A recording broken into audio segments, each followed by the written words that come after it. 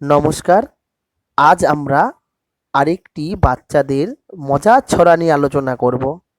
এগুলি সবই ছোট ছোট বাচ্চাদের মজার ছড়া।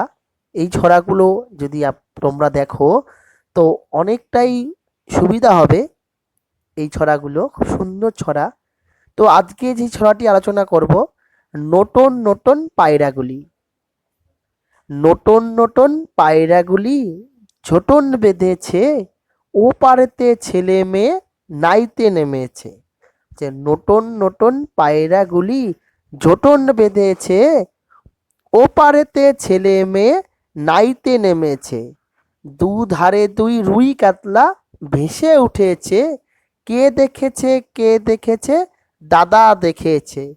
দুধারের দুই রুই কাতলা ভেসে উঠেছে, কে দেখেছে কে দেখেছে, দাদা দেখেছে। দাদার হাতে কলম ছিল, ছুঁড়ে মেরেছে, ওহ দাদা বড্ড লেগেছে। দাদার হাতে কলম ছিল, ছুঁড়ে মেরেছে, ওহ দাদা বড্ড লেগেছে। তো আমরা যদি একবারে পড়ি, কিভাবে পড়ব? নতুন নতুন পায়রাগুলি ঝোঁটন বেঁধেছে, ও পারেতে ছেলে মেয়ে নাইতে নেমেছে। দুই ধারে দুই রুই কাতলা ভেসে উঠেছে, কে দেখেছে কে দেখেছে, দাদা দেখেছে। দাদার হাতে কলম ছিল, ছুঁড়ে মেরেছে, ওহ দাদা বড্ড লেগেছে। তো এখানেও যদি আমরা কিছু কিছু শব্দগুলো দেখে নিই, তো শব্দগুলোর যদি মানে আমরা দেখে নিই ছোট করে, তো নতুন নতুন পায়রাগুলি ঝোঁটন বেঁধেছে। ঝোঁটন মানে হচ্ছে মাথায় ঝুঁটি বেঁধেছে আর কি। ও পারেতে মানে আমি যদি এই পারে থাকি, তাহলে ওইদিকে হচ্ছে ওই পার। ওই পারে ছেলে মেয়ে নাইতে নেমেছে। নাইতে নেমেছে মানে না স্নান করতে নামা, স্নান করতে নেমেছে।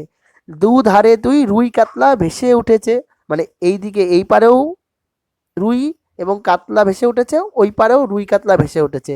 রুই কাতলা কি মাছের নাম। কে দেখেছে কে দেখেছে, দাদা দেখেছে। মানে দেখেছে কে দেখেছে, ভেসে উঠতে দাদা দেখেছে। দাদার হাতে কলম ছিল, ছুঁড়ে মেরেছে। কলম মানে যে লেখার যে পেন, তোমরা যেটা লেখো, যেটাকে হ্যাঁ পেন্সিল দিয়ে লেখো আলাদা এবং পেন আলাদা। পেন হচ্ছে পেনে কালি হয়, কিন্তু পেন্সিল